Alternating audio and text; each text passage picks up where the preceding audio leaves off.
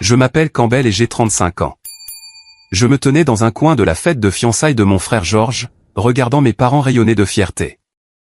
Lorsqu'ils ont levé leur verre, la voix de mon père a tonné « Nous sommes si fiers de George. C'est le fils dont tous les parents rêvent. » Puis ma tante Mélanie a eu un sourire narquois, m'a regardé droit dans les yeux et a ajouté « Peut-être qu'un jour tu arrêteras d'être une telle déception, Campbell. » La salle a éclaté d'un rire gêné alors qu'il lui portait un toast. J'ai souri, je suis resté silencieux et je me suis éclipsé tôt.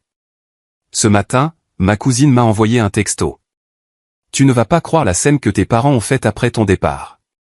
Avant de continuer cette histoire, cliquez sur le bouton j'aime si vous vous êtes déjà senti invisible dans votre propre famille. D'où regardez-vous aujourd'hui? J'ai grandi dans une banlieue huppée juste à l'extérieur de Boston, où les pelouses impeccables et les maisons de style colonial projetaient une image de famille parfaite menant des vies parfaites. Mon père, Richard, a bâti sa réputation comme l'un des avocats les plus prospères du Massachusetts, connu pour son esprit vif et sa langue encore plus acérée au tribunal. Ma mère, Eleanor, a transformé son œil pour le design en une entreprise de décoration d'intérieur florissante, s'adressant exclusivement aux familles les plus riches de la Nouvelle-Angleterre. De l'extérieur, nous étions la famille américaine parfaite. Des parents qui réussissent, 2 fils en bonne santé et une maison qui aurait pu figurer dans Architectural Digest. Mais à l'intérieur de ces murs immaculés, une autre histoire se déroulait. Mon frère George, de 3 ans mon cadet, est devenu le centre de notre univers familial dès sa naissance. Là où j'étais réfléchi et introspectif, George était extraverti et charismatique. Pendant que je passais des heures dans ma chambre à apprendre la photographie et la composition de la lumière, George dominait le terrain de football, ramenant à la maison des trophées que mon père exposait fièrement dans notre salon. Mes centres d'intérêt étaient qualifiés de « passe-temps », tandis que les activités de George étaient des « réussites ». Le schéma s'est établi très tôt. Quand j'avais 12 ans, j'ai économisé pendant des mois pour acheter un appareil photo d'occasion, apprenant la photographie par moi-même grâce à des livres de bibliothèque et par essais et erreurs. 3 mois plus tard, l'appareil photo s'est cassé, une perte dévastatrice pour un enfant qui avait trouvé sa passion. La même semaine, George a mentionné qu'il voulait essayer la crosse. Le week-end, il avait un équipement complet flambant neuf. Quand j'ai demandé à mes parents de remplacer mon appareil photo, mon père a levé les yeux de son journal assez longtemps pour dire « Peut-être que tu devrais trouver un passe-temps qui ne coûte pas une fortune ». La disparité s'est poursuivie tout au long du lycée. Lors de ma dernière année, j'ai eu ma première exposition de photographie dans un centre communautaire local. Ma mère a promis qu'il viendrait, mais a appelé à la dernière minute pour dire qu'il ne pouvait pas venir. George avait un match de football imprévu. Ils n'ont même pas demandé à voir les photos plus tard. Pendant ce temps, ils n'ont jamais manqué un seul des matchs de George, réorganisant même des voyages d'affaires pour s'adapter à son emploi du temps. Nos vacances en famille suivaient le même schéma. Si George voulait faire du ski, nous allions skier, même si j'avais le mal des montagnes. Si George s'intéressait à la pêche en haute mer, nous passions des jours sur des bateaux pendant que je luttais contre le mal de mer. Mes suggestions de voyage de photographie dans les parcs nationaux étaient rejetées comme ennuyeuses, sans discussion. Au moment où j'ai obtenu mon diplôme de fin d'études secondaires, je m'étais profondément retiré dans mon monde créatif, trouvant du réconfort à capturer à travers mon objectif des moments que d'autres manquaient. La photographie est devenue mon évasion et ma voix, un moyen de montrer aux gens comment je voyais le monde quand les mots me manquaient. J'ai postulé à des écoles d'art dans le dos de mes parents, sachant qu'ils s'attendaient à ce que je suive mon père en droit. Quand la lettre d'acceptation d'un prestigieux programme de photographie à New York est arrivée, la réaction de mes parents a été pire que ce que j'avais prévu. Mon père a qualifié cela de « gaspillage de potentiel », tandis que ma mère s'inquiétait de ce qu'elle dirait à ses amis. La dispute s'est terminée par le fait que j'ai fait mes valises cette nuit-là. À 22 ans, j'ai déménagé à New York avec 2 valises, mon matériel photo et la détermination de prouver que mon chemin était valide. La décennie suivante s'est écoulée avec un contact minimal. J'appelais pour les vacances et les anniversaires, endurant les questions inévitables sur le moment où j'aurais un vrai travail. Nos conversations étaient superficielles, se concentrant sur les dernières réalisations de George. Son diplôme de droit, sa première grande affaire, sa promotion au rang d'associé dans un cabinet prestigieux. Mon propre parcours, les difficultés à payer le loyer tout en assistant des photographes établis, ma première exposition solo dans une petite galerie, la série documentaire primée que j'ai tournée en Appalachie a reçu une reconnaissance polie mais désintéressée. Le début de ma carrière était prometteur. Mon travail est apparu dans plusieurs magazines de photographie respectés, et je me suis bâti une modeste réputation sur la scène artistique compétitive de New York. Mais les dernières années ont apporté des revers.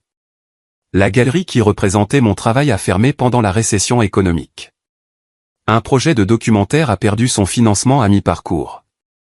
Le paysage médiatique changeant a rendu plus difficile la vente de travaux éditoriaux.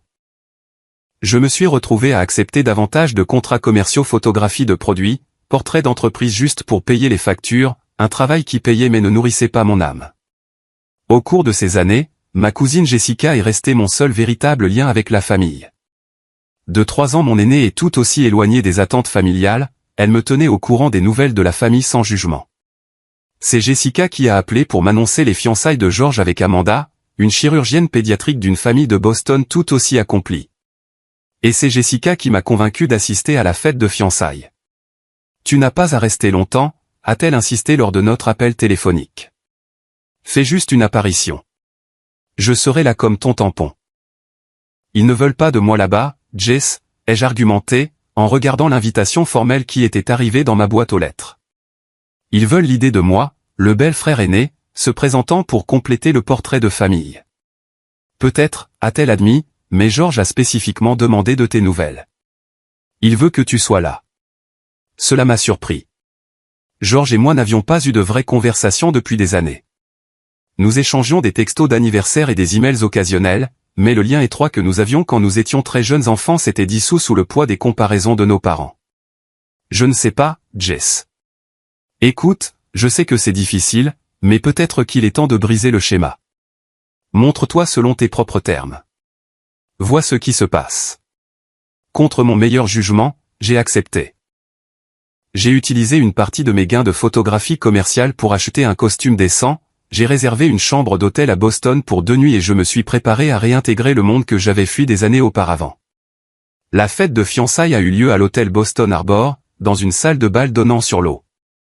Je suis arrivé exactement 30 minutes après le début, assez tard pour éviter le mélange initial gênant, mais assez tôt pour ne pas être manifestement absent. Le voiturier a pris ma voiture de location, lui jetant un regard légèrement critique par rapport au véhicule de luxe qui la précédait.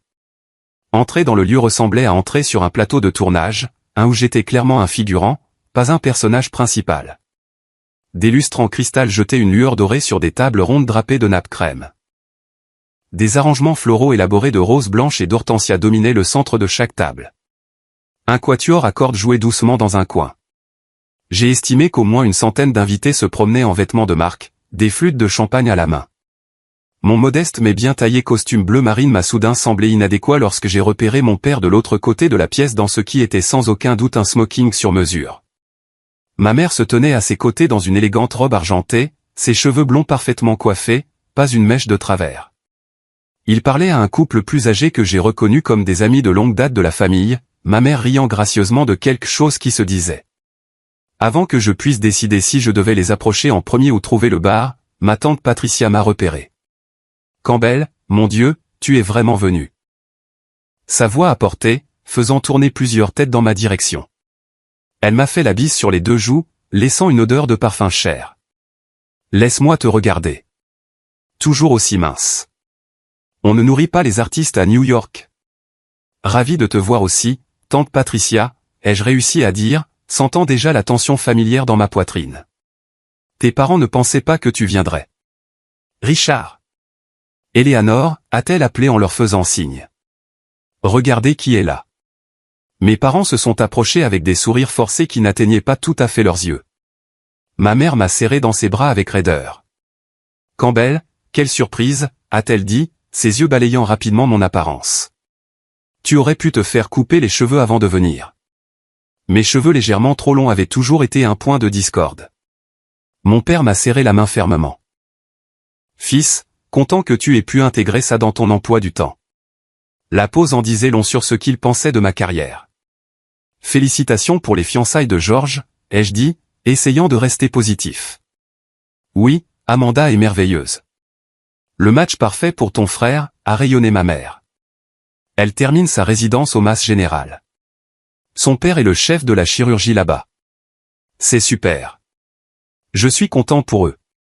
Et toi, Campbell? Jessica a mentionné que tu avais quelques ajustements de carrière. Le ton de mon père a clairement indiqué que « ajustement » était un euphémisme pour « échec ». L'industrie change, ai-je dit d'un ton neutre. Je m'adapte. Eh bien, il y a toujours de la place au cabinet si tu veux quelque chose de stable, a-t-il offert, sachant très bien que je n'accepterai jamais. Avant que je puisse répondre, ma mère a repéré quelqu'un de plus important. Oh, les Whitmore viennent d'arriver. Nous devrions les saluer. Campbell, essaie de te mêler aux autres. Ton frère sera si content que tu sois là. Ils se sont éloignés aussi rapidement qu'ils s'étaient approchés, me laissant seul. Je me suis dirigé vers le bar, commandant un whisky sec. Le courage liquide semblait nécessaire pour la soirée à venir. En attendant mon verre, j'ai observé la pièce plus attentivement. Près de l'entrée, George se tenait avec une belle femme que j'ai supposée être Amanda. Elle portait une robe couleur champagne qui complimentait sa peau chaude et brune, ses cheveux coiffés en boucles élégantes. George avait l'air plus heureux que je ne l'avais vu depuis des années, son bras enroulé protecteur autour de sa taille alors qu'il saluait les invités. Ils forment un beau couple, n'est-ce pas? Je me suis retourné pour trouver une femme de mon âge debout à côté de moi au bar. Elle avait le même teint chaud qu'Amanda, mais portait une robe bleu profond et avait les cheveux relevés en un chignon sophistiqué. Oui, en effet, ai-je convenu. Vous êtes du côté de la mariée? Bien deviné. Je suis Rachel, la sœur d'Amanda. Elle a tendu la main. Et d'après la ressemblance familiale et l'expression légèrement inconfortable, je suppose que vous êtes le frère aîné insaisissable, Campbell. J'ai souri malgré moi. C'est si évident que ça? Amanda était curieuse à votre sujet. Apparemment, George ne parle pas beaucoup de vous, ce qui l'a rendu encore plus intéressé. Pas grand-chose à dire, ai-je dit en prenant mon verre du barman. J'en doute. Rachel a accepté son propre verre, une sorte de martini. Amanda a trouvé votre site web. Vous savez, elle a été impressionnée. Nous l'avons toutes les deux été. Cela m'a pris par surprise. Mon site de photographie? À moins que vous n'ayez une autre carrière secrète. Votre série sur l'Appalachie était magnifique. Brute et honnête. Pour la première fois depuis mon arrivée, j'ai ressenti autre chose que de l'anxiété. Merci. Ce projet signifiait beaucoup pour moi. Ça se voit. Elle a regardé autour de la pièce. Ce genre d'événement est une forme de torture particulière, n'est-ce pas? Toute cette performance sociale. Vous n'appréciez pas d'être la sœur de soutien. À peu près autant que vous appréciez d'être le frère de soutien. Elle a levé son verre dans un petit toast, pour survivre aux obligations familiales. J'ai entrechoqué mon verre contre le sien, me sentant comme si j'avais trouvé une alliée inattendue. Notre conversation a été interrompue par l'annonce que le dîner serait bientôt servi. Rachel s'est excusée pour retrouver ses parents, et j'ai consulté le plan de table. À ma déception, mais sans surprise, j'étais placé à une table loin de la famille, avec des cousins éloignés et des associés d'affaires. Alors que je me dirigeais vers ma table assignée, j'ai entendu mon nom. Jessica se dépêchait vers moi, l'air désolé dans une robe bordeaux. Je suis tellement désolé d'être en retard, a-t-elle dit en me serrant fort dans ses bras. Urgence client. Ai-je manqué quelque chose de traumatisant? Juste l'accueil passif-agressif habituel, l'ai-je rassuré, sincèrement content de la voir. Je vois qu'ils nous ont placés avec le cousin Robert et sa femme incroyablement ennuyeuse, a noté Jessica en me prenant le bras. Au moins, nous pouvons souffrir ensemble. Le dîner a été aussi inconfortable que prévu. Les parents éloignés à notre table ont posé des questions indiscrètes sur mon passe-temps, et si j'avais un vrai travail à côté. Une grand-tante âgée s'est remémoré le potentiel que j'avais montré enfant et à quel point c'était dommage que je ne me sois pas appliqué correctement. Jessica a détourné ce qu'elle pouvait, me serrant parfois le bras sous la table en signe de solidarité. De notre point de vue éloigné, j'ai regardé mes parents à la table principale, conversant avec animation avec les parents d'Amanda. Ils avaient l'air fiers, engagés et sincèrement heureux, des expressions que je ne me souvenais pas avoir été dirigées vers moi. George a croisé mon regard de l'autre côté de la pièce et a légèrement levé son verre en signe de reconnaissance. J'ai rendu le geste, me demandant ce qu'il pensait vraiment de ma présence ici. Après que le plat principal ait été débarrassé, le doux tintement d'un couteau contre un cristal a signalé le début des toasts. Mon père s'est levé le premier, commandant la salle par sa présence, comme il l'avait toujours fait dans les tribunaux et les salles de conseil, sa grande silhouette redressée à sa pleine hauteur, les épaules carrées dans son smoking impeccable. La salle est immédiatement tombée dans le silence. Pour ceux qui ne me connaissent pas, je suis Richard, le père de Georges, a-t-il commencé, sa voix résonnante se propageant sans avoir besoin de microphone. Quand mon fils m'a dit qu'il avait trouvé la femme avec qui il voulait passer sa vie, je n'ai pas été surpris. Georges a toujours su exactement ce qu'il voulait et comment l'obtenir. Un murmure de rires approbateurs a parcouru la foule. Dès que Georges a su marcher, il nous a montré le genre d'homme qu'il deviendrait. Déterminé, concentré et exceptionnel dans tout ce qu'il entreprenait. Je me souviens encore de son premier match de petite ligue, comment il s'est avancé au marbre avec une telle confiance.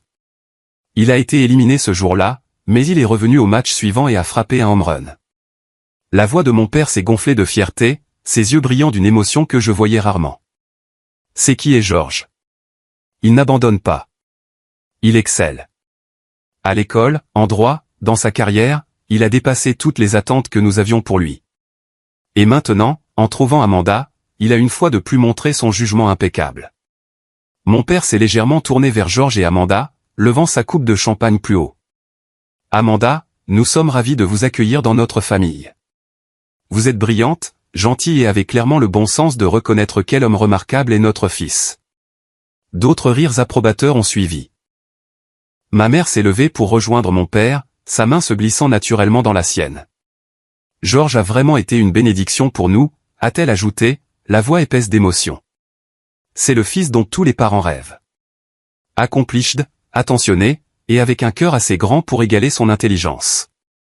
Les mots m'ont frappé comme des coups physiques. Le fils dont tous les parents rêvent. Pas, certains parents. Tous les parents. L'exclusion était si désinvolte, si complète, qu'elle ne laissait aucune place à l'interprétation. À leurs yeux, je ne faisais même pas partie de l'équation. À Georges et Amanda, a conclu mon père, que votre vie ensemble soit aussi extraordinaire que vous l'êtes tous les deux. À Georges et Amanda, a fait écho la foule en levant leurs verres. Alors que les applaudissements s'éteignaient, ma tante Mélanie, la sœur de ma mère et exécutrice de longue date des attentes familiales, s'est levée de son siège près de mes parents. Elle n'avait pas prévu de parler. Je pouvais le dire à l'expression surprise de ma mère, mais Mélanie n'avait jamais été du genre à manquer une occasion de renforcer la hiérarchie familiale. Si je pouvais juste ajouter quelque chose, a-t-elle dit, sa voix portant ce mélange particulier de douceur et de venin que je me souvenais de l'enfance. Georges, tu as toujours rendu cette famille si fière, contrairement à certains.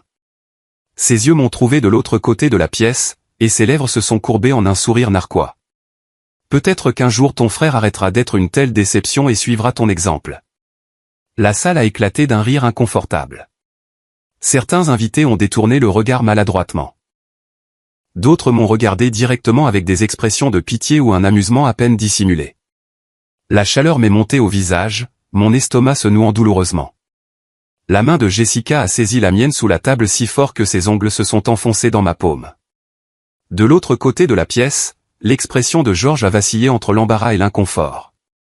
Il a murmuré quelque chose à Amanda, dont les yeux se sont écarquillés de choc avant de se tourner vers moi avec une compassion indubitable, mais ni l'un ni l'autre n'a rien dit publiquement pour contrer la déclaration de ma tante. Le moment s'est étiré, le rire continuant un battement de trop. J'ai forcé mon visage à afficher un sourire neutre. Des années de pratique l'ont rendu presque convaincant. À l'intérieur, j'avais de nouveau 16 ans, debout dans notre salon alors que mon père me sermonnait sur le fait de perdre mon temps avec des bêtises artistiques au lieu de me concentrer sur le club de débat comme Georges. J'avais 22 ans, faisant ma voiture alors que ma mère regardait silencieusement depuis le porche, sans me demander de rester. J'avais 35 ans et j'espérais toujours, d'une manière ou d'une autre, une approbation qui ne viendrait jamais. Excusez-moi, ai-je murmuré à Jessica en sortant mon téléphone. Je dois prendre cet appel. Il n'y avait pas d'appel, mais cela m'a fourni l'évasion dont j'avais besoin. J'ai marché rapidement vers la sortie, sentant des dizaines d'yeux me suivre. La salle de bain de l'hôtel a fourni un sanctuaire temporaire. Je me suis appuyé contre le comptoir en marbre frais, croisant mon propre regard dans le miroir. Il ressemblait exactement à ceux de mon père. Le même bleu profond que les gens lui complimentaient toujours. Une des nombreuses ironies. Mon téléphone a vibré avec un texto de Jessica. Ça va ? C'était horrible. Tu veux que je vienne te trouver? J'ai répondu, je vais bien. J'ai juste besoin d'une minute. Mais alors que j'étais là, le poids familier de la déception familiale s'abattant sur moi comme un lourd manteau, j'ai su que je ne pouvais pas retourner dans cette pièce et continuer à faire semblant. Pas ce soir. Peut-être plus jamais.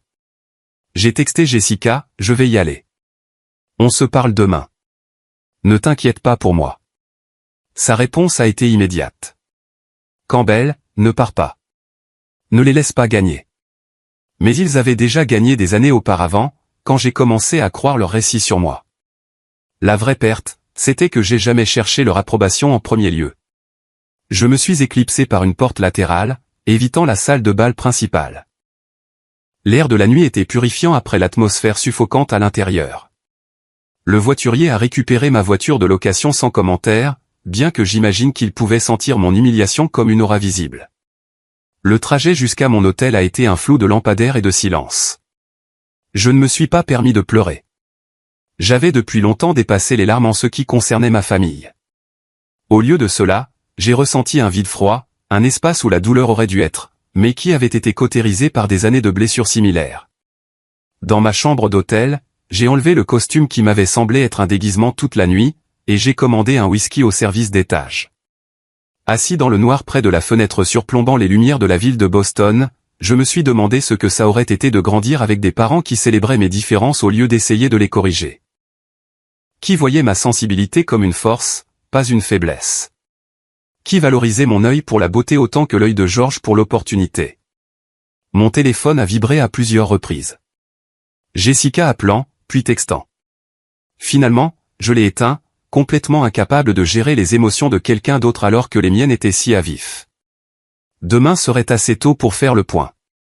Ce soir, j'avais juste besoin d'être seul avec mes pensées, de me rappeler que ma valeur n'était pas déterminée par la définition étroite du succès de ma famille.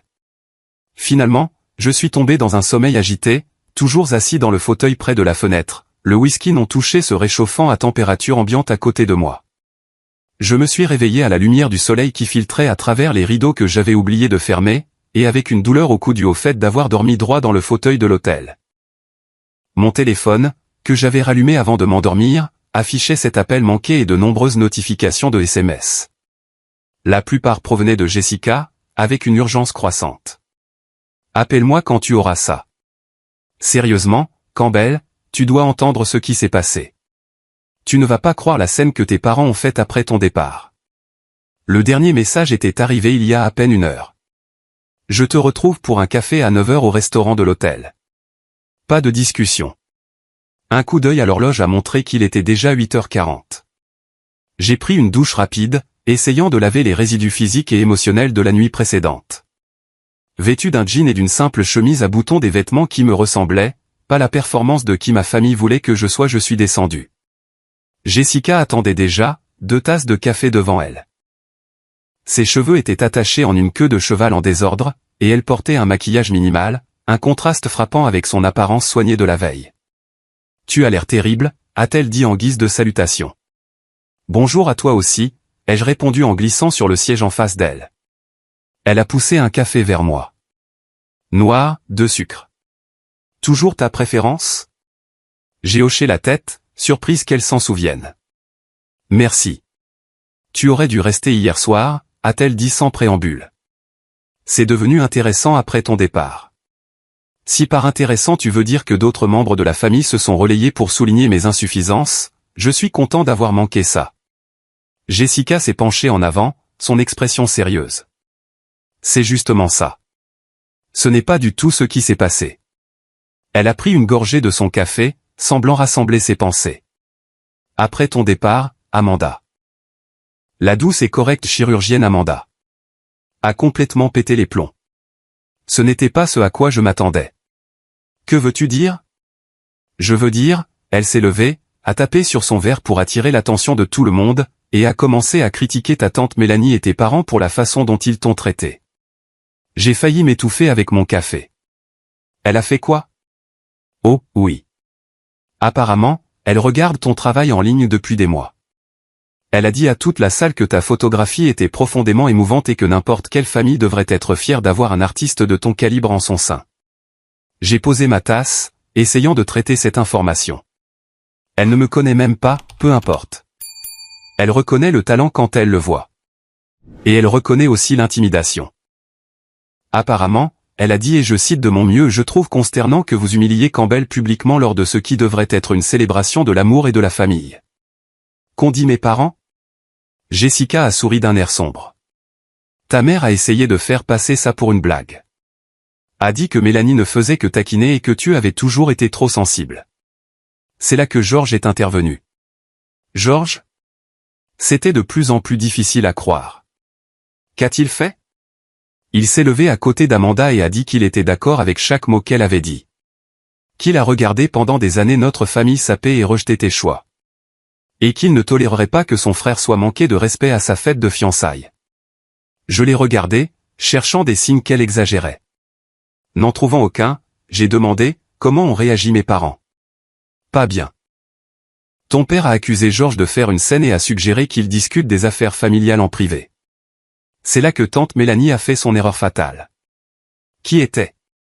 Elle a dit quelque chose sur le fait que George ne devrait pas gâcher sa soirée spéciale à défendre quelqu'un qui ne se soucie manifestement pas assez de la famille pour poursuivre une carrière respectable ou même maintenir un contact régulier. Jessica a fait une pause pour un effet dramatique, appréciant clairement d'être la porteuse de cette nouvelle inattendue. Et ai-je incité? Et c'est là que le père d'Amanda, tu te souviens, le chef de la chirurgie, un homme très digne, s'est levé et a dit que, d'après son expérience, les personnes qui créent un art qui touche les autres comme le fait ton travail contribuent plus à l'humanité que de nombreuses professions respectables.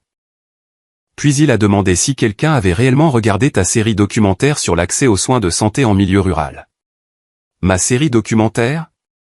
Celle sur laquelle j'avais passé 2 ans à travailler, voyageant à travers les communautés des Appalaches, documentant la crise des soins de santé là-bas. Le projet qui avait vidé mes économies mais qui avait abouti à un travail dont j'étais sincèrement fier. Un travail que ma famille n'avait jamais reconnu. C'est difficile à croire, ai-je dit finalement. Ça devient encore mieux. Ta mère a essayé de changer de sujet, mais George n'a pas lâché l'affaire. Il a dit qu'il a toujours admiré ton courage de poursuivre ce que tu aimes malgré la pression familiale. Qu'il souhaitait parfois avoir eu ta force de tracer sa propre voie. Il a dit ça sur moi. Jessica a hoché la tête, tendant la main vers son téléphone. Les gens en ont parlé sur les réseaux sociaux après. Regarde. Elle m'a montré quelques publications vagues de connaissances communes faisant référence à un drame inattendu et à des révélations familiales à la fête de fiançailles. Un cousin avait écrit « Je n'avais jamais vu Richard sans voix auparavant. » Assez rafraîchissant, en fait. Quoi qu'il en soit, a poursuivi Jessica, toute l'affaire a pratiquement implosé après ça. La moitié des invités étaient mal à l'aise, l'autre moitié était fascinée. Tes parents ont essayé de reprendre le contrôle, mais le mal était fait. La fête s'est terminée tôt, avec différentes factions prenant parti. Et George, ça va? Je ne voudrais pas que ça gâche les choses pour lui et Amanda. L'expression de Jessica s'est adoucie. C'est tout toi, Campbell. Toujours à t'inquiéter pour les autres, même quand c'est toi qui as été blessé. Elle a tendu la main sur la table pour me serrer la main. George va bien. En fait, il essaie de te joindre. Lui et Amanda veulent tous les deux te parler avant que tu ne retournes à New York. J'ai retiré ma main, mal à l'aise à cette idée. Je ne sais pas, Jess. Qu'y a-t-il à dire? Merci d'avoir défendu mon honneur? Désolé que ça ait ruiné votre fête? C'est plus que ça, je pense. Je pense que George a des choses qu'il doit te dire. Des choses qui n'ont pas été dites depuis trop longtemps. Comme quoi? Pas à moi de le dire, mais je pense que tu devrais lui donner une chance. J'ai regardé mon café, en conflit.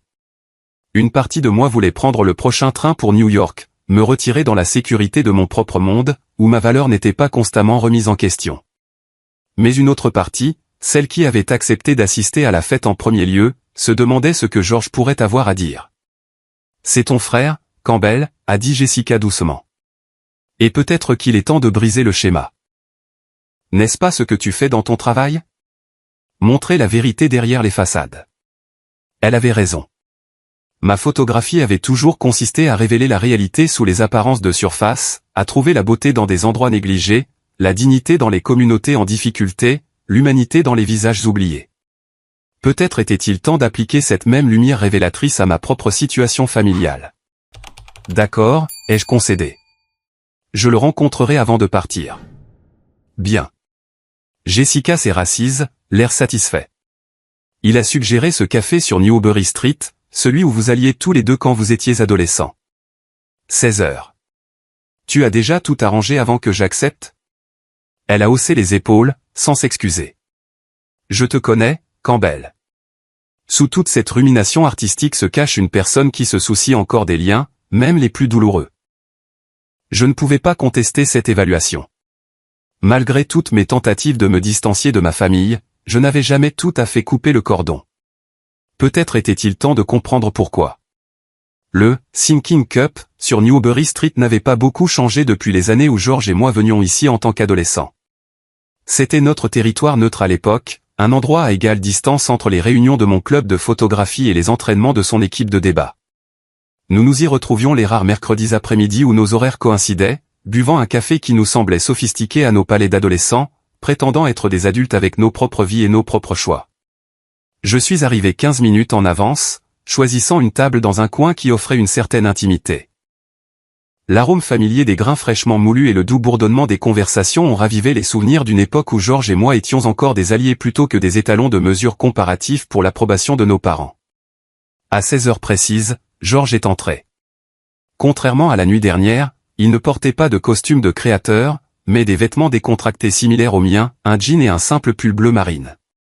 Il a balayé la pièce du regard, son expression incertaine, jusqu'à ce qu'il me repère. Quelque chose dans sa vulnérabilité à ce moment-là m'a pris au dépourvu. « Salut », a-t-il dit en glissant sur la chaise en face de moi. « Merci d'être venu. » Jessica peut être assez persuasive, ai-je répondu, pas tout à fait prêt à admettre que je voulais venir. Un silence gêné s'est étiré entre nous. George l'a rompu le premier. « À propos d'hier soir. » « Tu n'as pas besoin d'expliquer, les jeux interrompus. » Jessica m'a mis au courant des faits saillants. « Non, je dois expliquer. Pas seulement à propos d'hier soir. » Il a passé une main dans ses cheveux, un geste nerveux que je me souvenais de notre enfance. « Je dois expliquer les 20 dernières années. » J'ai haussé un sourcil. C'est ambitieux pour une seule réunion autour d'un café. Un fantôme de sourire a traversé son visage. Toujours la répartie rapide. Ça m'a manqué, tu sais. La sincérité dans sa voix m'a surpris. Vraiment? Oui, Campbell. Beaucoup de choses me manquent à ton sujet. Il a soupiré profondément. Écoute, je sais ce que tu penses. Que j'aimais être l'enfant chéri. Que j'absorbais toute l'attention et l'approbation pendant que tu obtenais ce qui restait, ce qui n'était pas grand-chose. Ce n'est pas ce que je pense, ai-je dit automatiquement, puis j'ai marqué une pause. D'accord, peut-être que c'est ce que je pense parfois. Mais je ne t'en veux pas pour ça. Maman et papa ont fait leur choix sur qui et quoi valoriser. C'est justement ça. Je n'ai jamais voulu être valorisé pour les choses pour lesquelles ils me valorisaient. Sa voix est devenue plus basse, comme s'il confessait quelque chose de honteux. Sais-tu pourquoi je suis entré en droit? Parce que papa s'y attendait, ai-je répondu immédiatement. Oui. Et parce que j'avais terriblement peur de le décevoir, de finir, il s'est interrompu. Comme moi, ai-je terminé pour lui. J'allais dire seul. Comme tu semblais l'être après ton départ. Il a croisé mon regard directement. Campbell, j'ai toujours admiré ton courage. Tu as poursuivi ce que tu aimais malgré le fait de savoir que cela te coûterait leur approbation. C'était si contraire à ce que j'avais toujours supposé que je ne pouvais pas formuler de réponse. Je voulais me lancer dans les sciences de l'environnement, a poursuivi George. J'étais fasciné par l'écologie, la durabilité. Mais quand je l'ai mentionné à papa comme une possible majeure à l'université, il a ri. A vraiment ri. A dit qu'il n'y avait pas d'avenir dans le câlinage d'arbres et m'a rappelé que la famille avait des relations dans toutes les meilleures facultés de droit. Je n'ai jamais su ça, ai-je dit doucement. Comment aurais-tu pu? Nous avions cessé de vraiment parler à ce moment-là. Mais pendant que tu apprenais la photographie à New York, je mémorisais le droit des affaires et je détestais chaque minute. Mais tu es doué pour ça, ai-je souligné. Tu es devenu associé si jeune. Je suis doué pour plaire aux gens, pour répondre aux attentes. Ce n'est pas la même chose que la passion. Il a pris une gorgée de son café. Quand j'ai vu ton site web, ton vrai travail, pas les trucs commerciaux, j'ai ressenti, il a cherché le mot, de l'envie. Pas du succès ou de la reconnaissance, mais de la liberté, de l'authenticité. Mon vrai travail paie à peine les factures, Georges. Mais il signifie quelque chose pour toi, et pour les autres. Il s'est penché en avant. Amanda a trouvé ton site web il y a des mois, quand nous nous sommes fiancés. Elle faisait des recherches sur la famille dans laquelle elle allait se marier. Elle m'a montré ta série sur les soins de santé dans les Appalaches et sa voix s'est étranglée. J'étais si fier de dire que tu étais mon frère. L'aveu est resté suspendu entre nous, remodelant le récit que j'avais construit sur notre relation. La vérité, a poursuivi Georges, c'est que j'ai été piégé par les attentes de nos parents d'une manière à laquelle tu as échappé. Chaque choix que j'ai fait, la faculté de droit, le cabinet, même l'endroit où nous cherchons à acheter une maison, a été pour maintenir leur approbation. Mais tu as leur approbation, ai-je dit, toujours confus. Tu l'as toujours eu. Une approbation conditionnelle, a-t-il corrigé. Basée sur le fait de continuer à être qui ils veulent que je sois. Un faux pas, il a claqué des doigts, et je deviens toi à leurs yeux. La franchise de cette déclaration aurait dû me blesser, mais au lieu de cela, elle a clarifié tant de choses. Donc hier soir, quand je t'ai défendu. Tu as enfin dit ce que tu voulais dire depuis des années. Son expression était à la fois troublée et soulagée. Bien que je doive donner le crédit à Amanda pour le courage de commencer. Jessica a mentionné qu'Amanda regardait mon travail. Pourquoi? Elle s'intéresse à la défense des soins de santé. Ton documentaire sur l'accès aux soins de santé en milieu rural l'a interpellée. Elle ne comprenait pas pourquoi nos parents n'avaient jamais mentionné avoir un fils qui faisait un travail aussi important. Important? Ai-je fait écho? Le mot me semblait étranger appliqué à ma photographie. Campbell, savais-tu que cette série a été présentée dans plusieurs programmes d'études de médecine? Le collègue d'Amanda l'utilise pour enseigner les disparités en matière de soins de santé. Je ne le savais pas. Mon travail avait reçu quelques critiques élogieuses dans les cercles de la photographie, mais je n'avais aucune idée qu'il avait atteint l'enseignement médical. L'ironie, a poursuivi Georges, c'est que ton travail que nos parents méprisent a probablement eu plus d'impact dans le monde réel que la moitié de mes affaires juridiques réunies. Il a sorti son téléphone de sa poche, ouvrant un navigateur pour me montrer quelque chose. Cet article du Journal of Medical Education fait spécifiquement référence à ta photographie. Et ce groupe de politique de santé a cité ta documentation comme influente dans le développement de leur programme de sensibilisation en milieu rural. J'ai fixé l'écran, sincèrement choqué. Dans ma lutte pour joindre les deux bouts, j'avais perdu de vue la façon dont mon travail était reçu dans des mondes en dehors du mien. Pourquoi ne m'as-tu jamais parlé de tout ça? Ai-je demandé. Georges a rangé son téléphone, l'air honteux. Parce que j'étais un lâche. Parce que reconnaître ton succès signifiait affronter mes propres compromis. Il a pris une profonde inspiration. Et parce que la désapprobation de nos parents est contagieuse. Ils ont toujours été si méprisants envers tes choix que c'est devenu le récit familial. Un récit auquel tu as participé, ai-je noté, non pas de manière accusatrice, mais factuelle. Oui, a-t-il admis, en restant silencieux quand ils te critiquaient. En acceptant leur cadre de ta vie comme étant en quelque sorte moins précieuse que la mienne. Il m'a regardé directement. Je suis désolé, Campbell. Vraiment désolé. Les excuses, si directes et sans réserve, m'ont pris au dépourvu. Dans notre famille, les excuses étaient rares et venaient généralement avec des conditions ou des explications qui minimisaient la responsabilité. Il y a autre chose que tu devrais savoir, a dit Georges après un moment. À propos de papa. Quoi à son sujet? Savais-tu qu'il voulait être écrivain avant la faculté de droit? C'était si inattendu que j'ai presque ri. Papa, un écrivain? Impossible. C'est vrai. Papy me l'a dit une fois après avoir bu trop de scotch lors d'un dîner de vacances. Papa était au départ en majeur d'anglais. Écrivait de la poésie. Apparemment, il en avait publié dans des revues littéraires. J'ai essayé de concilier cette information avec le père pragmatique et axé sur les chiffres que je connaissais. Que s'est-il passé? Papy s'est passé. A dit à papa qu'il n'y avait pas d'avenir dans l'écriture et lui a coupé le soutien financier jusqu'à ce qu'il passe en prêt droit. L'expression de Georges était sombre. Ça te dit quelque chose? Les parallèles étaient indéniables. Donc, quand j'ai choisi la photographie. Tu es devenu la pire crainte de papa. Qu'il ait élevé un fils qui ferait la même erreur qu'on l'avait empêché de faire. George a secoué la tête tristement. Il ne voit pas le courage dans ton choix parce qu'il n'a pas pu le trouver en lui-même. Nous sommes restés assis en silence un moment, tous deux traitant cette révélation. Finalement, j'ai posé la question qui flottait depuis mon arrivée. Pourquoi me dire tout ça maintenant, George? Parce que j'en ai marre des schémas dans lesquels nous sommes tous piégés. Parce qu'Amanda refuse de rejoindre une famille qui traite les gens de la façon dont tu as été traité. Et parce que, il a hésité, puis a continué, parce que je veux retrouver mon frère. Je veux que tu sois mon témoin. La demande est restée en suspens entre nous. C'était la dernière chose à laquelle je m'attendais en acceptant cette rencontre. George, je ne sais pas si c'est une bonne idée.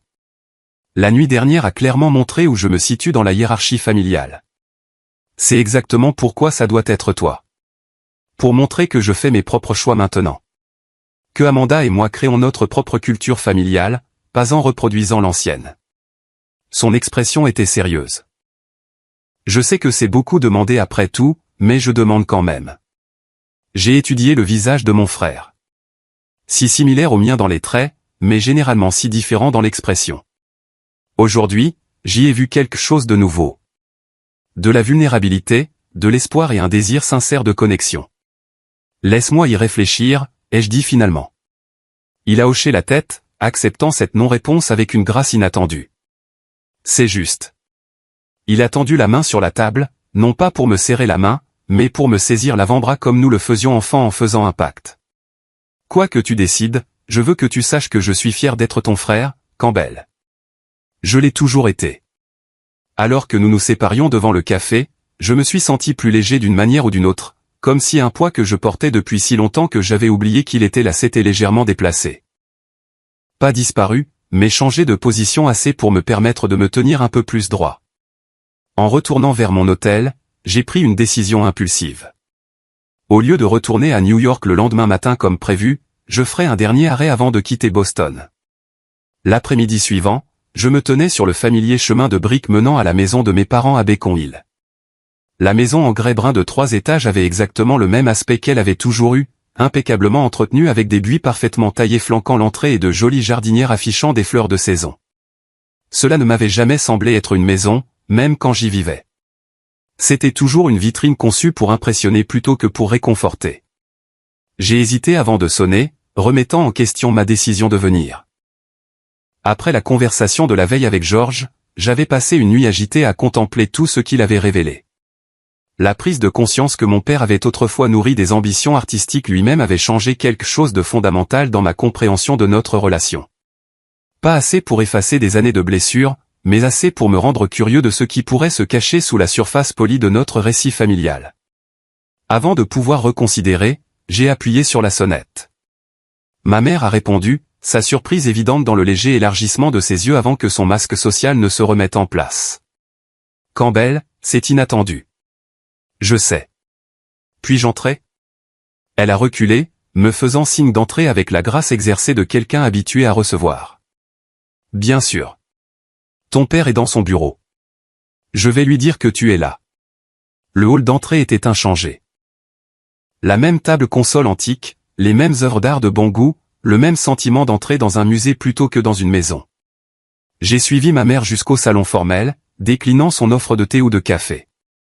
Quelques minutes plus tard, mon père est apparu, son expression gardée. Campbell. Nous pensions que tu étais retourné à New York. Je pars demain, ai-je dit. Mais je voulais vous parler à tous les deux d'abord. Mes parents ont échangé un regard que je n'ai pas pu interpréter. Ils se sont assis en face de moi, mon père dans son fauteuil en cuir habituel, ma mère perchée sur le bord du canapé comme si elle était prête à se lever à tout moment pour s'occuper d'une tâche d'hôtesse. Si c'est à propos de ce qui s'est passé à la fête de fiançailles, a commencé ma mère, Mélanie était déplacée.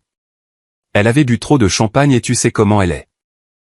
Il ne s'agit pas seulement de tante Mélanie, ai-je dit calmement. Il s'agit des 35 dernières années. La franchise de cette déclaration les a clairement pris au dépourvu. Mon père s'est agité inconfortablement, une rare manifestation d'incertitude de la part d'un homme qui gagnait sa vie en projetant la confiance. Cela semble plutôt dramatique, a-t-il dit d'un ton dédaigneux. Peut-être, ai-je concédé, mais je pense que nous avons besoin d'un peu d'honnêteté, n'est-ce pas? Aucun n'a répondu. Alors, j'ai continué, me forçant à maintenir un contact visuel malgré l'inconfort. Toute ma vie, je me suis senti comme une déception pour vous deux, comme si j'étais mesuré à un idéal et constamment trouvé insuffisant. J'ai passé des années à essayer de gagner votre approbation. Et quand cela semblait impossible, j'ai essayé de me convaincre que je n'en avais pas besoin.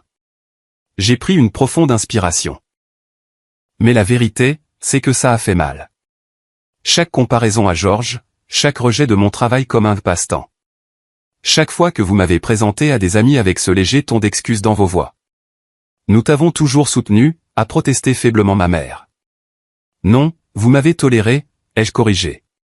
Il y a une différence. Que veux-tu exactement de nous, Campbell, a demandé mon père, sont-on quelque part entre la défense et une véritable perplexité. Au lieu de répondre immédiatement, j'ai sorti un portfolio de mon sac à bandoulière que j'avais apporté avec moi. Je l'ai ouvert sur la table basse entre nous. Voici une partie de mon travail, ai-je dit, disposant plusieurs grands tirages de divers projets. Pas les travaux commerciaux que je prends pour payer les factures, mais le travail qui compte pour moi. J'aimerais que vous le regardiez vraiment. Vraiment. Ma mère a jeté un coup d'œil à mon père avec incertitude avant de se pencher pour examiner les photographies. Il a hésité plus longtemps, mais l'a finalement rejointe. J'ai observé leur visage alors qu'ils regardaient les images de ma série sur les soins de santé dans les Appalaches. Une femme âgée assise sur son porche à des kilomètres du médecin le plus proche. Une clinique médicale bénévole installée dans un gymnase d'école rurale. Une jeune mère tenant son enfant en attendant des heures pour voir un dentiste itinérant. Il y avait aussi des tirages de ma série sur l'isolement urbain, capturant des moments de solitude et de connexion à New York. Celui-ci a reçu une subvention du National Endowment for the Arts, ai-je dit en désignant une photographie particulière. Et cette série a été acquise par le Museum of Modern Art pour leur collection permanente. La tête de mon père s'est relevée brusquement à cela. Le MoMA? Tu n'en as jamais parlé. Vous n'avez jamais demandé, ai-je dit simplement. Vous n'avez jamais posé de questions sur mon travail au-delà de savoir s'il payait les factures.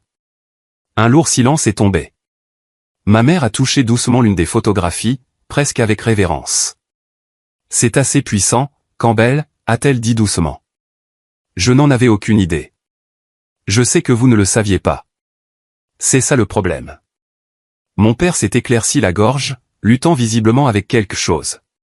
Finalement, il a demandé, comment as-tu su quoi capturer? Comment faire en sorte que les gens ressentent quelque chose en regardant ça? La curiosité sincère dans sa question m'a surpris. Je cherche des moments de vérité, quand les gens baissent leur garde. Quand ils sont le plus authentiquement eux-mêmes. Il a hoché la tête lentement, étudiant toujours les images. Quelque chose dans son expression avait changé, s'était adouci d'une manière ou d'une autre. Papa, ai-je dit, utilisant le terme familier que j'avais évité pendant des années. Georges m'a dit que tu voulais être écrivain avant la faculté de droit. Sa tête s'est relevée brusquement, les yeux s'écarquillant de choc sincère. Il n'avait aucun droit de. Il en avait tout à fait le droit, les jeux interrompus. Nous sommes une famille, soi-disant. La mâchoire de mon père s'est crispée, mais au lieu de la colère que j'attendais, autre chose a traversé son visage. Une tristesse fugace, rapidement réprimée. C'était il y a très longtemps, a-t-il dit d'un ton sec. Mais c'est arrivé. Vous aviez une passion pour quelque chose de créatif, et vous avez été forcé de l'abandonner. Je me suis penché en avant. Est-ce pour ça que vous avez été si dur avec moi? Parce que j'ai choisi le chemin que vous n'avez pas pu prendre? Pendant un instant, j'ai cru qu'il ne répondrait pas. Puis, à mon grand étonnement, ses yeux ont brillé de larmes non versées. Tu n'as aucune idée de ce que c'est, a-t-il dit, sa voix rauque d'émotion, de voir ton fils choisir un chemin que tu sais, mène à la lutte et à la déception. Comment pourriez-vous le savoir, ai-je contesté. Vous n'avez jamais pris ce chemin vous-même. Exactement. Le mot a explosé de lui. J'ai été épargné par cette incertitude, cette instabilité. Mon père a fait ce qui était nécessaire pour m'assurer un avenir sûr. Et étiez-vous heureux, ai-je demandé doucement. Il a détourné le regard. Le bonheur est un luxe, Campbell. La sécurité, le respect, subvenir aux besoins de sa famille. Ce sont des choses qui comptent. Elles comptent, ai-je convenu. Mais ce ne sont pas les seules choses qui comptent. Ma mère, qui avait été inhabituellement silencieuse, a pris la parole. Nous nous inquiétions pour toi, Campbell. Nous nous inquiétons toujours. Les arts sont si incertains. Nous avons vu tant de gens talentueux lutter, finir amers et fauchés. Et vous pensiez que la critique et le retrait empêcheraient cela d'une manière ou d'une autre, ai-je demandé, sans méchanceté. Nous pensions, a-t-elle hésité, nous pensions que tu finirais par voir la raison. Choisir quelque chose de plus pratique. Comme George l'a fait, ai-je noté. Oui, a-t-elle reconnu, bien que, après l'autre soir, je me demande si nous n'avions pas tort à ce sujet aussi. Cet aveu qu'ils auraient pu se tromper sur quelque chose de si fondamental semblait capital. Pour la première fois de ma vie d'adulte, j'ai vu mes parents non pas comme les autorités infaillibles de mon enfance, mais comme des personnes imparfaites et complexes, avec leurs propres peurs et leurs propres regrets. Je ne m'attends pas à ce que vous compreniez ou approuviez soudainement mes choix, ai-je dit prudemment. Mais je veux que vous me voyiez. Vraiment me voir. Pour qui je suis, pas pour qui vous auriez souhaité que je sois. Mon père s'est levé brusquement et s'est dirigé vers la fenêtre, regardant le jardin. Pendant un long moment, il n'a rien dit.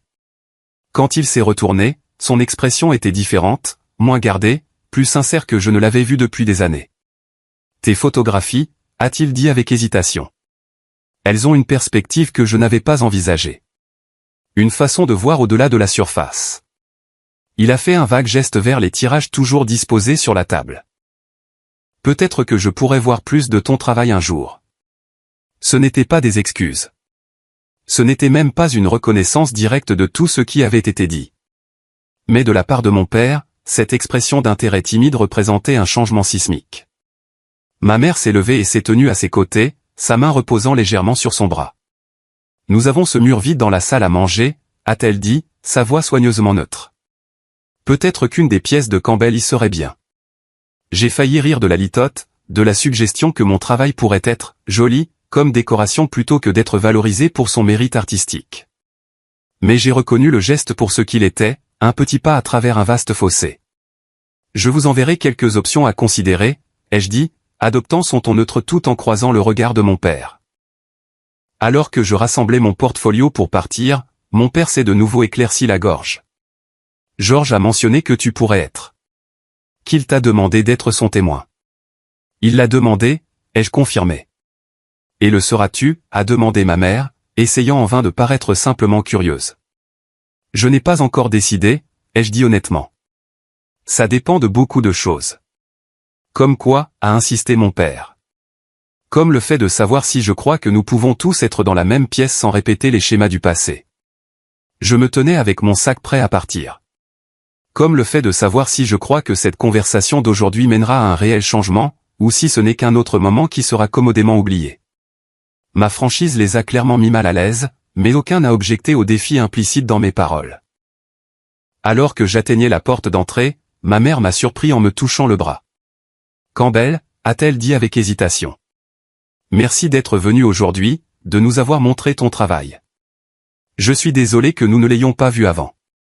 Ce n'était pas tout ce que j'aurais pu espérer, mais c'était peut-être tout ce que je pouvais raisonnablement attendre de cette première vraie conversation.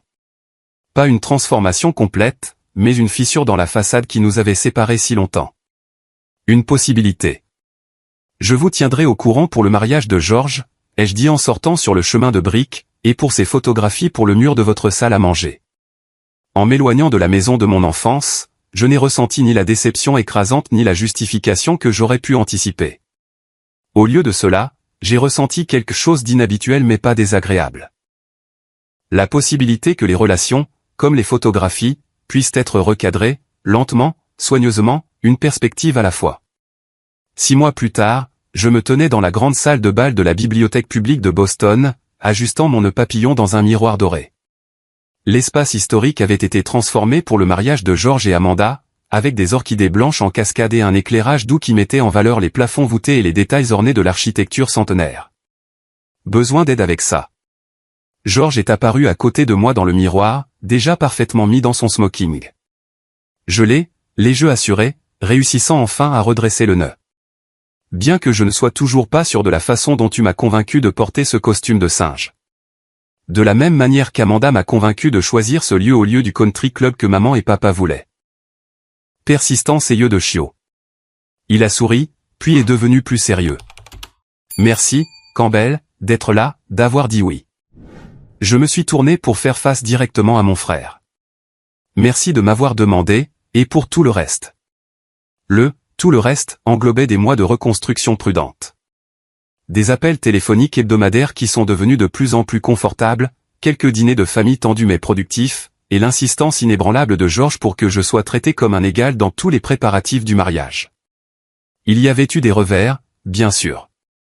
Ma mère faisait encore occasionnellement des commentaires sur ma carrière inhabituelle, et mon père retombait parfois dans son ancien ton condescendant. Mais il y avait aussi eu de véritables moments de connexion. Mon père posant des questions réfléchies sur mon dernier projet. Ma mère montrant fièrement à une amie en visite la photographie qui était maintenant accrochée bien en vue dans leur salle à manger. « Comment te sens-tu » ai-je demandé à Georges. « Prêt pour le grand moment ?» Étonnamment calme, a-t-il répondu. « Quand quelque chose est juste, on le sait. » J'ai hoché la tête, comprenant qu'il ne parlait pas seulement d'Amanda.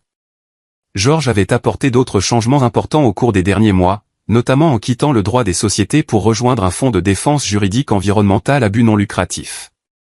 Une décision qui avait initialement choqué nos parents, mais qui avait finalement gagné leur respect. Un coup à la porte a signalé qu'il était temps.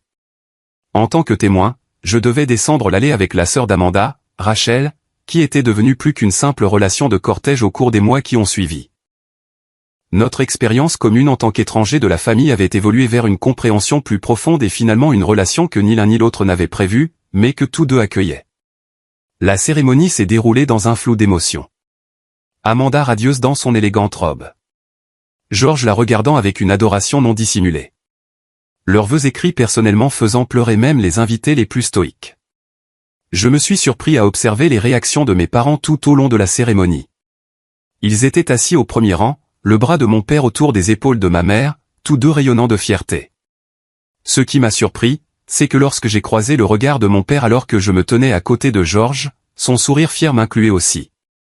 À la réception, j'ai pris ma place au micro pour le toast du témoin.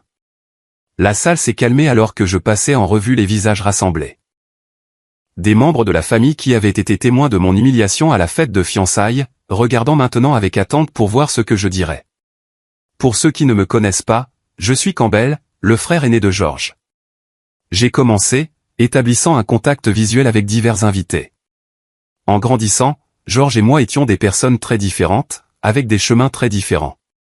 Pendant longtemps, ces différences semblaient définir notre relation, ou son absence. J'ai marqué une pause, trouvant le sourire encourageant de Rachel dans la foule, puis j'ai continué avec une confiance renouvelée. Mais ce que j'ai appris au cours de ces derniers mois, c'est que les différences n'ont pas à nous diviser. Elles peuvent se compléter, offrant une perspective que nous pourrions autrement manquer. Je me suis tourné vers Georges et Amanda. Georges a toujours eu la capacité de voir le meilleur chez les gens, de croire en des possibilités que d'autres pourraient rejeter. C'est ce qui fait de lui un frère incroyable, et ce qui fera de lui un mari extraordinaire. J'ai levé ma coupe de champagne plus haut. À Georges et Amanda, que votre vie ensemble soit construite sur le respect mutuel, la compréhension sincère et le courage de suivre votre vision commune, même lorsque le chemin n'est pas facile ou conventionnel. À Georges et Amanda, a fait écho la foule, les vers s'entrechoquant dans toute la salle. En retournant à ma place, mon père m'a brièvement attrapé le bras. Bien dit, mon fils, a-t-il murmuré, le simple compliment signifiant plus que n'importe quel éloge élaboré aurait pu le faire. Plus tard, alors que la réception battait son plein, j'ai trouvé un moment tranquille pour m'éclipser sur le balcon de la bibliothèque pour prendre l'air. J'ai été surpris quand ma mère m'y a rejoint, sa robe argentée captant le clair de lune. C'était une belle cérémonie, a-t-elle dit en se tenant à côté de moi à la balustrade en pierre. Oui, ça l'était, ai-je convenu. Georges et Amanda semblaient vraiment heureux. Elle a hoché la tête, puis a ajouté de manière inattendue. Ton père et moi avons vu ta nouvelle exposition à la galerie Kendall la semaine dernière. Cela m'a surpris. J'avais mentionné l'exposition avec désinvolture lors de notre dernier dîner de famille, mais je ne les avais pas explicitement invités, ne sachant pas s'ils seraient intéressés. Qu'en avez-vous pensé, ai-je demandé, en essayant de garder un ton neutre. C'était éclairant. Elle a choisi ses mots avec soin. Voir ton travail dans ce contexte, entouré de gens qui valorisent clairement ce que tu fais, ça m'a aidé à comprendre. Comprendre quoi? Pourquoi tu t'es battu si fort pour suivre ton propre chemin? Elle s'est tournée pour me faire face directement. Je m'inquiète toujours pour toi, Campbell. Je suppose que je le ferai toujours. Mais je commence à voir qu'il y a différents types de succès, différentes façons de construire une vie pleine de sens. Venant de ma mère, cette reconnaissance était monumentale. Avant que je puisse répondre, Rachel est apparue dans l'embrasure de la porte. « Te voilà », a-t-elle dit en nous souriant à tous les deux. Ils sont sur le point de couper le gâteau. Ma mère m'a tapoté doucement le bras. Nous devrions rentrer. Ta cavalière te cherche. La légère insistance sur « cavalière » et le regard approbateur qu'elle a lancé à Rachel suggéraient un autre petit pas en avant. Alors que la soirée tirait à sa fin, je me suis surpris à observer la pièce à travers les yeux du photographe que j'étais, remarquant des moments que d'autres pourraient manquer. Mon père riant sincèrement avec le père d'Amanda en partageant des histoires. Georges dansant avec notre grand-mère avec une tendre attention. Rachel discutant avec animation avec ma cousine Jessica, toutes deux me jetant des regards complices de temps en temps. Et quand le moment est venu pour le dernier toast de la soirée, j'ai été surpris quand mes deux parents se sont levés, les verres à la main. Nous voulons remercier tout le monde d'avoir partagé cette journée spéciale, a commencé mon père. Voir Georges et Amanda commencer leur voyage ensemble nous remplit de joie et d'espoir pour leur avenir. Ma mère a continué sans interruption. Et nous voulons remercier nos deux fils, Georges pour son cœur fidèle et Campbell pour son œil perspicace. Nous sommes chanceux et fiers d'être vos parents. Nos regards se sont croisés de l'autre côté de la pièce, et à ce moment de connexion, j'ai senti quelque chose changer en moi. Pas une guérison complète des vieilles blessures, mais un véritable commencement. La reconnaissance était simple, mais profonde. Nos deux fils, pas le fils qui réussit, et la déception, juste leurs deux fils. Le voyage jusqu'à ce moment avait été long et souvent douloureux. Il y avait encore des silences inconfortables, des malentendus et des moments où les vieux schémas menaçaient de se réaffirmer. Mais il y avait aussi quelque chose de nouveau qui émergeait, une dynamique familiale basée sur l'acceptation plutôt que sur les attentes, l'appréciation plutôt que sur la comparaison. J'avais appris qu'affronter des dynamiques familiales douloureuses demande un courage énorme, mais que les éviter ne fait que prolonger la souffrance. Que les gens peuvent changer quand on leur en donne l'occasion, même ceux que nous avons considérés comme définitivement figés dans leurs habitudes. Que le succès se présente sous de nombreuses formes, souvent de la manière la plus inattendue. Que créer des liens avec une famille choisie, comme Rachel, comme Amanda, peut guérir les blessures infligées par celles biologiques. Et peut-être plus important encore, que trouver la paix ne vient pas de la validation externe, mais de l'acceptation de soi. Les cicatrices resteraient toujours, des marques d'anciennes blessures qui avaient façonné qui j'étais devenu. Mais les cicatrices représentent aussi la guérison, la capacité remarquable du corps à se réparer après un traumatisme. Peut-être que les familles pourraient faire de même, non pas en effaçant les blessures passées, mais en grandissant autour d'elles, en les intégrant dans un tout nouveau et plus fort. Alors que la réception de mariage tirait à sa fin, je me suis retrouvé debout entre mes parents. Alors que nous disions au revoir à Georges et Amanda qui partaient pour leur lune de miel, la main de mon père s'est brièvement posée sur mon épaule. Un simple geste qui aurait semblé impossible un an auparavant. Alors, qu'en est-il de vos relations familiales? Avez-vous connu la douleur d'être le différent, le courage d'affronter les vieux schémas, ou l'espoir timide de reconstruire ce qui était brisé? J'aimerais entendre vos histoires dans les commentaires ci-dessous. N'oubliez pas que la guérison n'est pas toujours une ligne droite. C'est parfois 2 pas en avant, 1 pas en arrière, mais chaque connexion authentique en vaut la peine. Si cette histoire vous a touché, veuillez cliquer sur le bouton j'aime et vous abonner pour entendre d'autres histoires de réconciliation familiale et de croissance personnelle. Merci d'avoir écouté mon parcours. Et rappelez-vous, parfois les blessures les plus profondes peuvent devenir nos plus grands professeurs, si nous avons le courage d'en tirer des leçons.